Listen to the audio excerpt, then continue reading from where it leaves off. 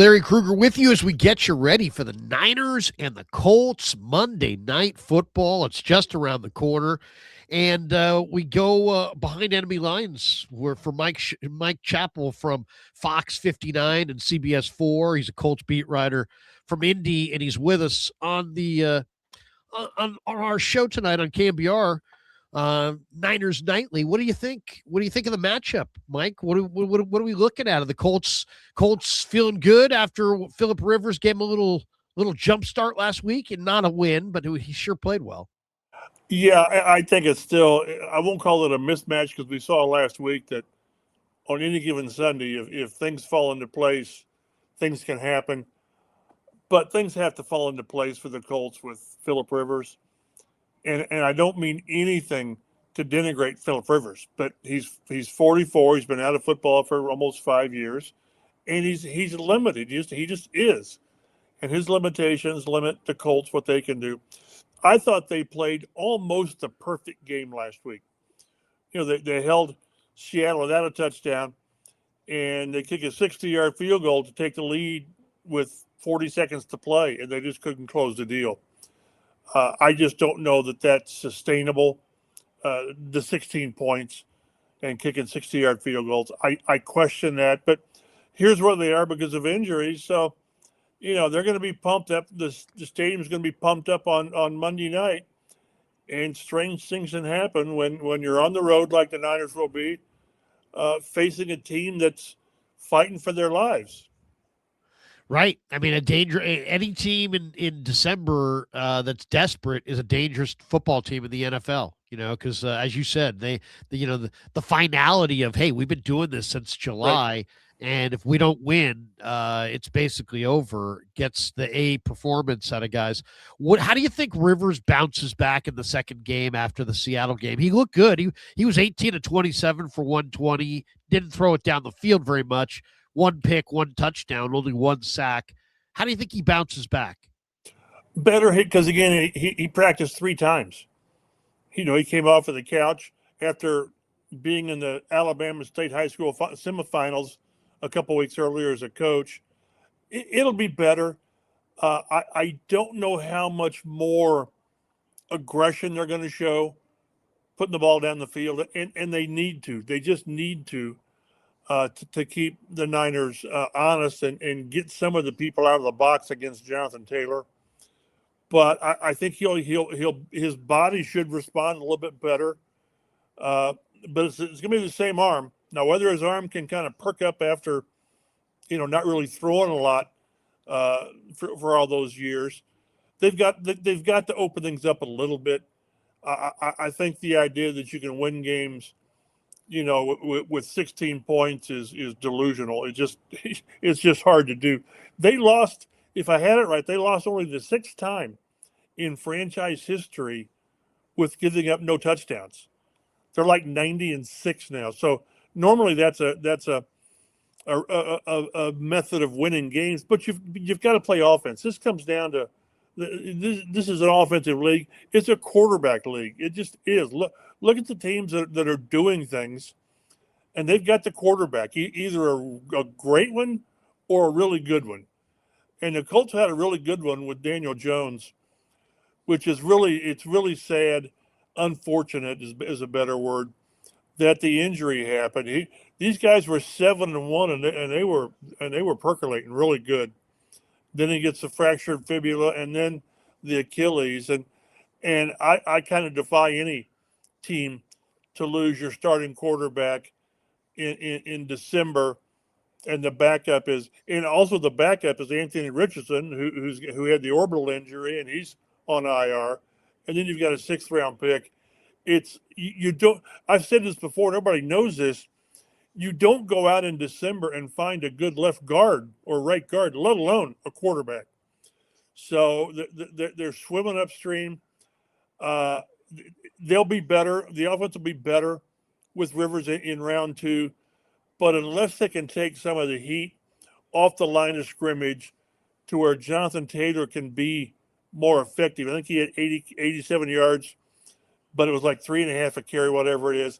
That showed you their commitment to run the ball. They ran the ball more than they threw it, which didn't surprise me, but they've got to run it better. But at the end of the day, you got to score points. You've got to score, I don't know, what, 2024 to give yourself a chance in most games. And you're playing a team now that's just really, they got, Brock Purdy and McCaffrey are really getting things done. And 16 points is not going to get it done.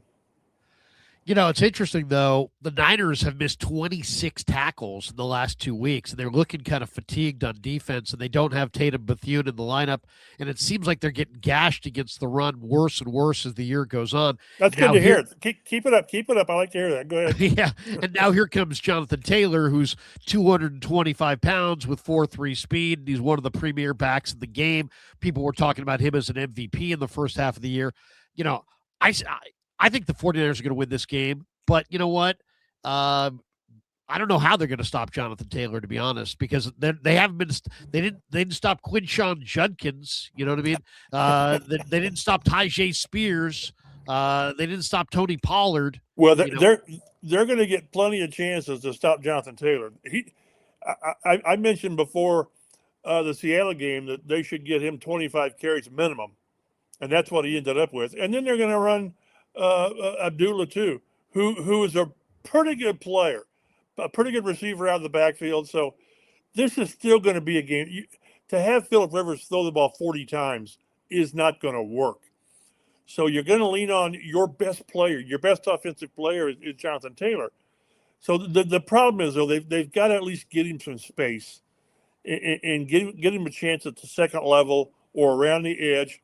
We haven't seen a real good breakout from him since the game in Berlin when he ran for 224. I'll tell you, if he runs for 224, the Colts win. I mean, yeah. it would remind people of the Eric Dickerson game against Denver in whatever it was, 87 or 88, when he ran for 160 yards and didn't play in the fourth quarter. They need more from the quarterback, but more than that, they need more from Jonathan Taylor, because they're going to ride him, and we'll see how far a running back can take a team over the last 3 weeks. One of the things, I didn't watch a lot of Seattle Indy on Sunday, but one of the things that jumps out is that Seattle's got a killer defense. Only got to Rivers one time, only hit him 4 times all day, only 1 sack. Was the Colts offensive line just winning up front, or was Rivers just getting rid of it underneath all day and not allowing the rush to get to him? Explain those numbers. I mean, an old guy against that defense with all the talent and speed they have on their front, those numbers shocked me. Well, yeah, it was getting rid of the ball. I don't have the numbers in front of me, but he did not push the ball down the field. Everything was within 5 yards of the line of scrimmage or screens. That's what I say. All that does is compress the defense and put more people close to the line. But and he got rid of the ball quick. That's what it was about. It was run the ball, control the clock, and get the ball out of the quarterback's hands.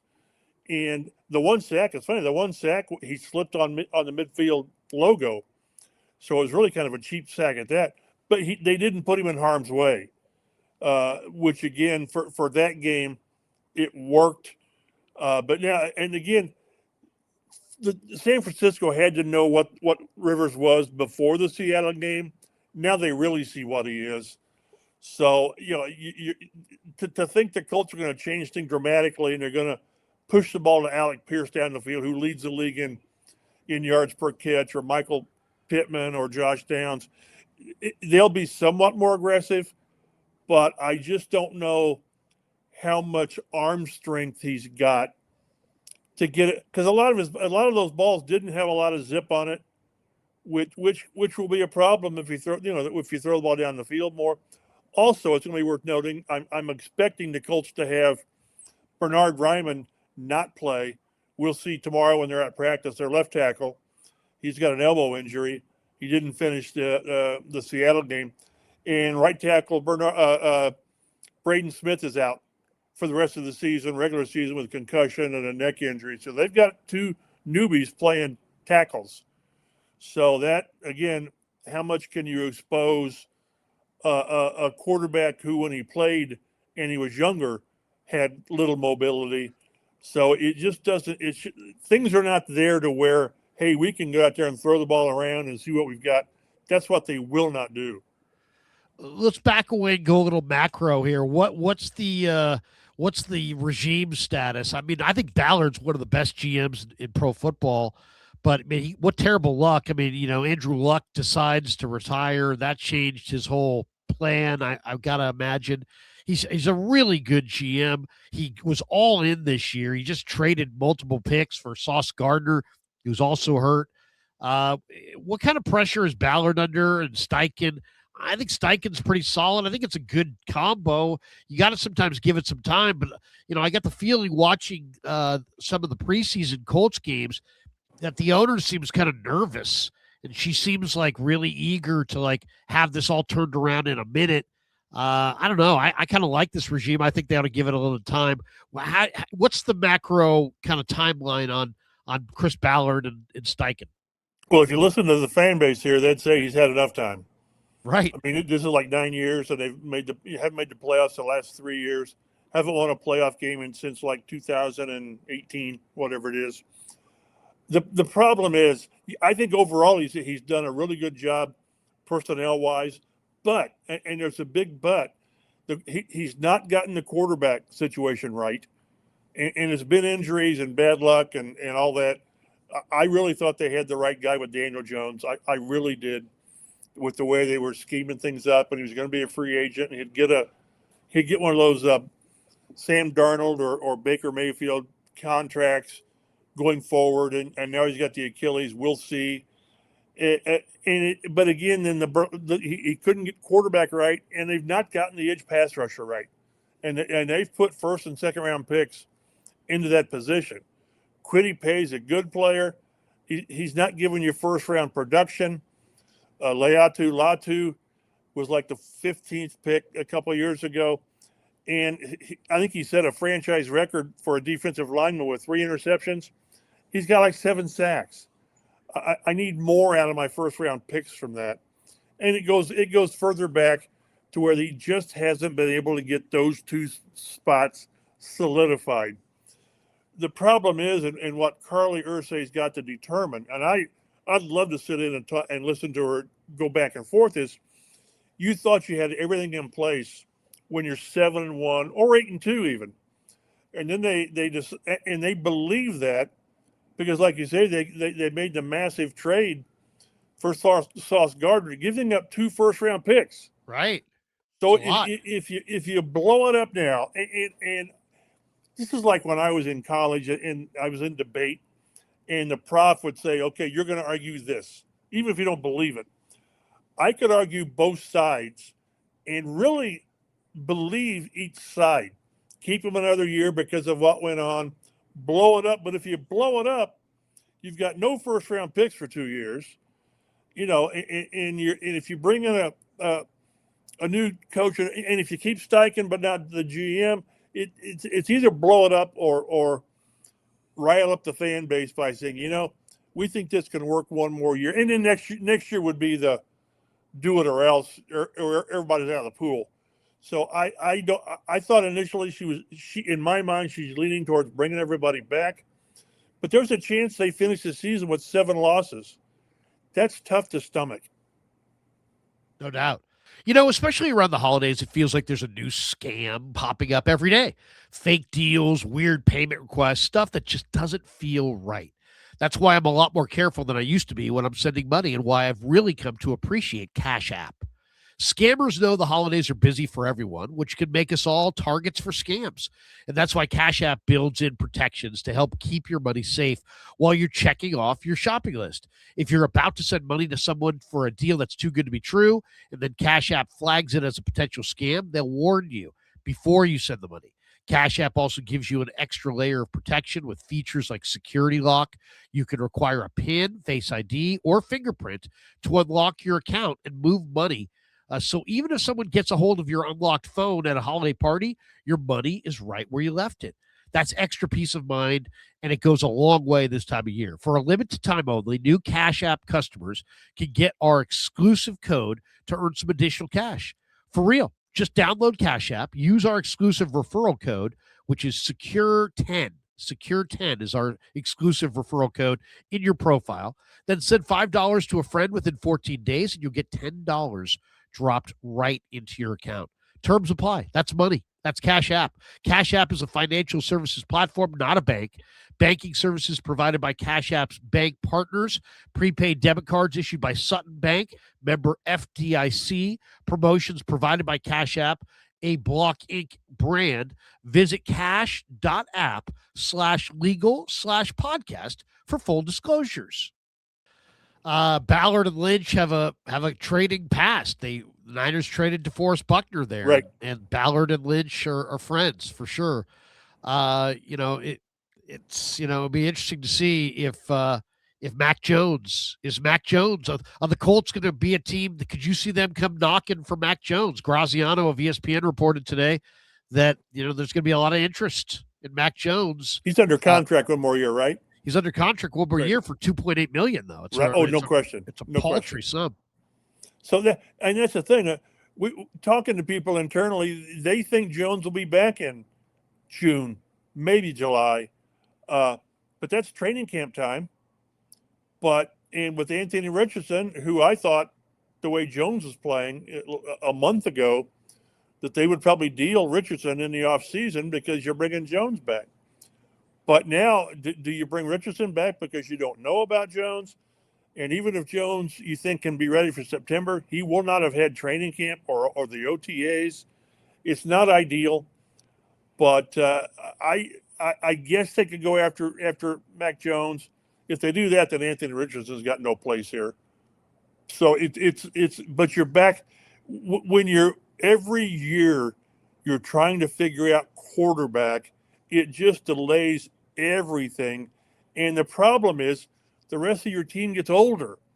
Jonathan Taylor gets older. Quentin Nelson gets older. Michael Pittman, DeForest Buckner, who has been the best Colt since 2020. If this guy had been on a team in the playoffs year after year, he's all pro. He's getting that kind of attention, but he stayed here. He's loyal to this team. And I wish better things for DeForest Buckner because he's a great guy. He just is. So should have been a lifelong Niner. Oh, I mean, it's really kind of one of the big gaffes of the regime is trading that Defoe. You should have kept Defoe because there's a standing rule that you never trade guys in your front four that command double teams, and he commands a double. He's a great player. He always has been. What was he, 24 when the Colts got him? Yeah, I think it was 26, maybe. I would give up the 13th or 14th pick in the draft every year for a DeForest Buckner type player. I just would, because you know what you're getting. And you hear people throw around, well, this is the horseshoe guy or a Niner guy. It's got to be his picture. He's great to work with. He plays through injuries, and again, I think he's one of the top 3 or 4 at his position. He just doesn't get that recognition because he's got a team that's 7-9, 8-9, 9-8, and they don't get that kind of notoriety playing on those kind of teams. Yeah. Well, I mean, and I'm playing the what if game here, but you're talking about what he's been and you're basically saying that he needed the Niners and the Niners need him, and they had him and they gave him away. I mean, it's a ridiculous. Didn't they trade him? Didn't they draft a guy to replace him? Javon Kinlaw. Yeah. And now he's, in Washington. So, I mean, you can't replace guys like this, Right. and you can't. And it's like when you have a guy that commands doubles and he can rush the passer and play the run, you know what? It's hard to move off those guys. It was a financial situation. You can't pay everybody. You got to make decisions. They made the wrong decision. I mean, they made the wrong decision. Now they'll say they made the right decision because they kept Eric Armstead and Jimmy Ward and this and that. But I think the proof's in the pudding when you look at the way the Niners have moved forward. They tried to pay Javon Hargrave to be DeForest Buckner. They tried to draft Javon Kinlaw to be DeForest Buckner. The bottom line is neither. You had DeForest Buckner. You had Defoe. He's a great guy too. It'd be one thing if he's a bad guy. He's a great guy. He's a great guy. Super. One of my favorite guys. We talk to him every Thursday. He comes in and he had a bet with. It's funny when Oregon played IU, and he and I think it was Kalen Ursay had a bet on the game, and she won, he lost, and he walks in pinstripes. which IU Penn State, which is great. He's one of my favorite guys, and he'll play another couple of years, and then he'll go off and find an island somewhere for he and his family. But great trade for the Colts, and too bad for you guys. Yeah, seriously. We're talking to Mike Chappell from Fox 59 and CBS 4 in Indianapolis. With us on the Yuma guest line as we talk Niners Colts. All right, let's drill down on the defense. Is Defoe coming back in this game? And if so, what do you expect from him? I'm skeptical. He practiced last week for the first time. They opened up that 21-day window. He was limited. Maybe we talked to him again Thursday, and he didn't have quite that bounce in his voice that he has in the past. But if he can play, you know, again, he's going to play. I would assume if he plays, he's going to be on some kind of a pitch count. You know, I don't know, 20, 25 plays, I guess. But anything from him demands attention. So I'm 50-50. I didn't think he sounded like he was ready last week to play like even this week. But the Niners, Monday night, this team needs him. The defense is not the same. Although we've talked about, take that player out of a defense, you're not the same. You can't be the same. And oh, by the way, they're playing without the two guys. Sauce Gardner hasn't played. He's got a calf injury, who they traded for. And then they signed another guy, Mooney Ward. Yep. Who they signed. And he's hurt out for the rest of the regular season with a concussion, his third concussion. So great moves by Ballard, I think. And a lot of them haven't worked, which is kind of unfortunate because at the time, these were really good moves by him. Well, that just kind of shows how violent this game is. It's a war of attrition. Guys are falling left and right. Everybody's down 5, 6, 7, 10 guys from training camp. It really is. These guys are modern day gladiators. Let's talk a little bit about the linebackers. They got Zaire Franklin, undersized guy, but he can run and tackle. Loved him at Syracuse. Jermaine Pratt followed Lou Anarumo from Cincinnati. He's had another stop in between, but he comes over. And he's in Indy now with Anarumo. And those guys combined for 20 tackles last week, 12 solo, couple TFLs as well. Now, without Buckner, how's this defense doing? It's treading water. It's keeping up. That's why I say that was the sad part about last week is they gave everything they had. And then when it came time to stop on the last drive, they couldn't do it. Darnold with 2 plays and then the kick. The problem with the linebackers is that they're tackle machines, and they really hold up in the middle. Coverage is not their forte. It isn't. That could be a problem against a McCaffrey type of thing. And then again, they're down to 4th and 5th at corner when you've got Gardner and Ward out. So they're sort of holding their own.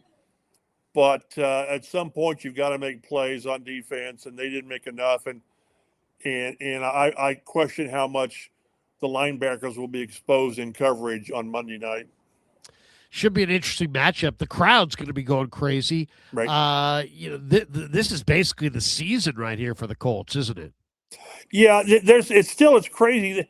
They've got this game is important. Yes, the two really big ones are Jacksonville and Houston to finish.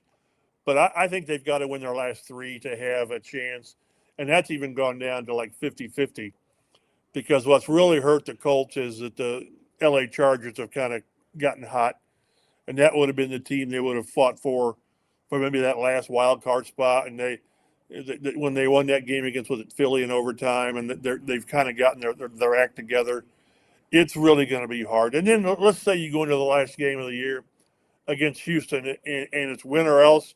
You're in Houston with either Phillip Rivers or Anthony Richardson coming back from an injury or Riley Leonard against Houston's defense. It's tough sledding, but it's got to start. It's got to start with Monday night to give yourself a realistic chance. And again, we'll see. Stranger things have happened. I've been around stranger things. So it's funny. I went back and somebody had a clip the last time the Niners were in town. Was in 2009, I think it was. And the Colts won, I think it was 18-16. And Joe Adai, throws a halfback pass to Reggie Wayne for the winning points. So, Wow. strange things can happen. Yeah, that's right. Niners, this could be the final road trip of the regular season for the 49ers. They'll be at Lucas Oil Stadium for ESPN's Monday Night Football, 46th all-time meeting between the two teams. Colts lead the series 27-18. Niners are looking to win their fifth straight, including their third straight on the road. Colts have lost 4 in a row, and it's been a rough second half. A couple last moments before we say goodbye. Tyler Warren is a tremendous player, but it seemed like Rivers, if there's only one thing he didn't do last week, he just didn't have any kind of connection with Tyler Warren. Tell us what you think of Warren, because I mean, this might be two of the best tight ends. But Kittle at the top of his game right now. But I mean, I think Tyler Warren is next. He's that next guy that's going to be like the best in the league. What do you think of Warren so far this year? Whatever the expectations were, and they were high, he's exceeded them. When he fell to him at 14. The Bears took Loveland at a few spots earlier, and the Colts got their guy. He just is. I think what's hurting him now with Rivers is Rivers doesn't push the ball down the field as much or much at all, and that's where Warren is really good on those crossers or the seam passes, and they hit one of those last week. But I wonder a little bit how if he's wearing down a little bit. He's like most rookies, he's pretty much played his rookie or his college season by now. His numbers have tailed off a little bit, but he's already set the franchise record for catches by a rookie tight end, and he needs about 15 yards to break John Mackey's rookie record for yards. And John Mackey was a pretty good player. Yeah. Early and late. So great player, versatile. He plays 5 different spots. He may even throw a pass every now and then. So a great pick. Normally you don't take a tight end that high, but when you get a rare guy, him, Brock Bowers, people like that, you get him because, like you said, Kittle, he's a playmaker. And if you're a good tight end, it just gives too many headaches for a defense. It's a real easy throw for the quarterback. It's, you're right in the middle of the field, Right. especially if you got a dominant guy. He kind of reminds me of Gronk. He's just a gigantic guy with great hands, great, real good hand-eye coordination. If you had to bet everything you own on one of these two guys becoming a decent NFL quarterback, who are you putting your money on? Anthony Richardson or Riley Leonard? Oh, my. All of my money? Every dollar that you've ever made from Fox. I hope my wife doesn't hear this. Good. I think that's lose-lose. What was your baseline? That a starting quarterback or just a quarterback? Well, just like who has more of a future in the NFL? Leonard, who doesn't have a great arm, but is really got a ton of moxie and is, he was a winner at Notre Dame.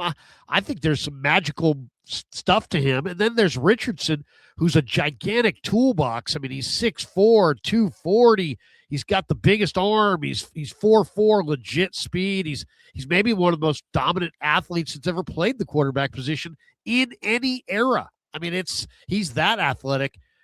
Who's got more of an NFL future? They both have their pros and cons. Anthony Richardson, and I would not like my chances moving forward. I've seen him play for 15 starts, and he gives you these spectacular throws, but he's completing 50% of his passes in his 15 starts. You can't win doing that. You can't. He's missed 17 games by injury in his first 2.5 years. He's been benched. He was benched last year for 2 games for not approaching his career the right way. And here I am telling you, I'm going to bet You're taking him. Future. But that's because in the end, you bet on the talent and you bet on the potential. And, that's why they keep building casinos in Vegas, because you got idiots like me betting like that.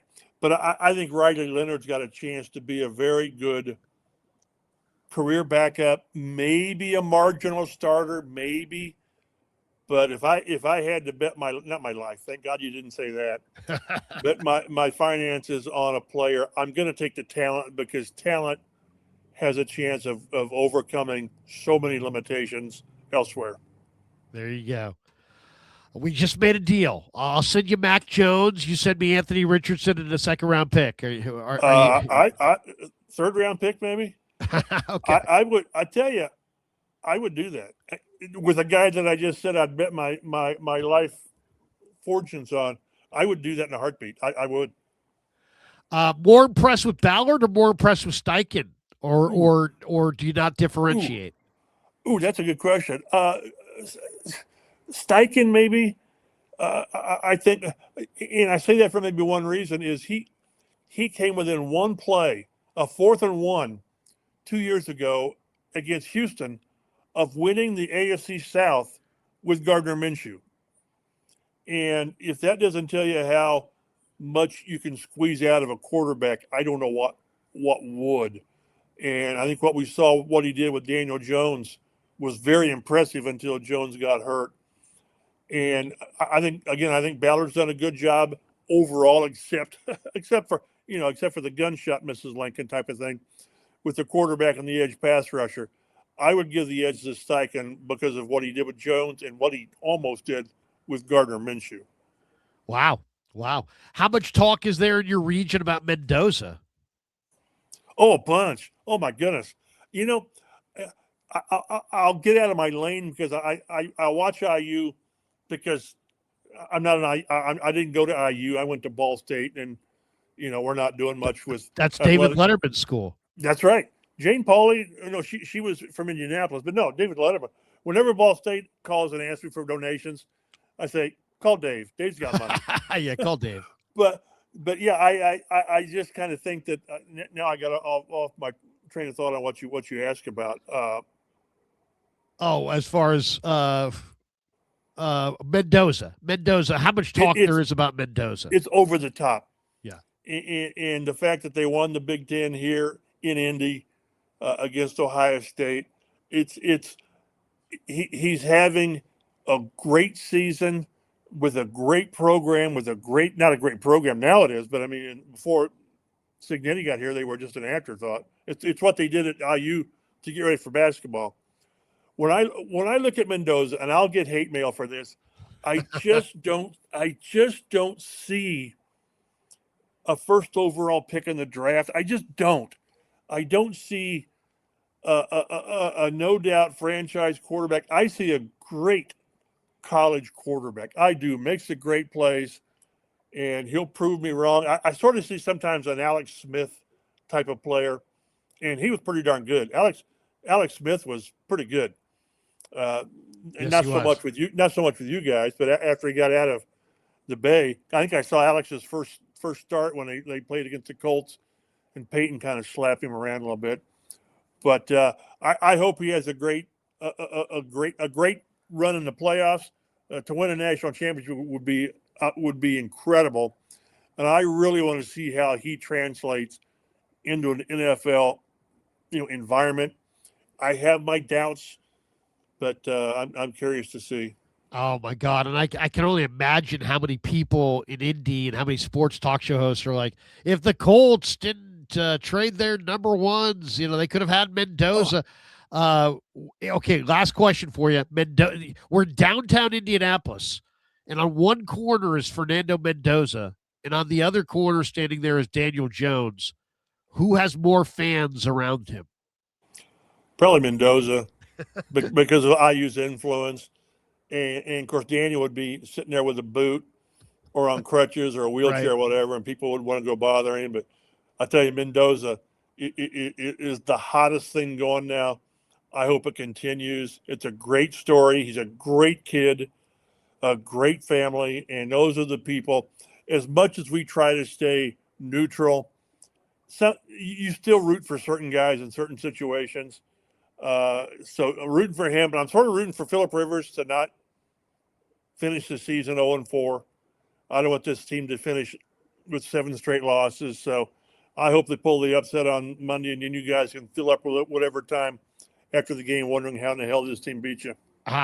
Give me your prediction. What's your final prediction of the game? Do you make a prediction of the when you? Yeah, when you I do. Well, on our podcast on Fox 59, I'll go somewhere in the 24-16 Niners range. I just don't see how this team scores enough points. And now Jonathan Taylor goes for 224. Then I'll think things over again. But I just, when you know what when you know what they're doing, then to let them do it, shame on you. And I just don't think the Niners will let him get totally crazy, or you say they can't stop a nosebleed right now. I'll say 31-21 49ers.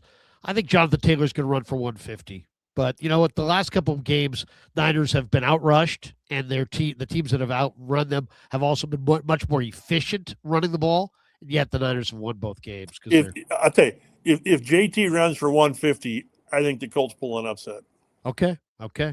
Mike, thanks for jumping on, man. We appreciate you.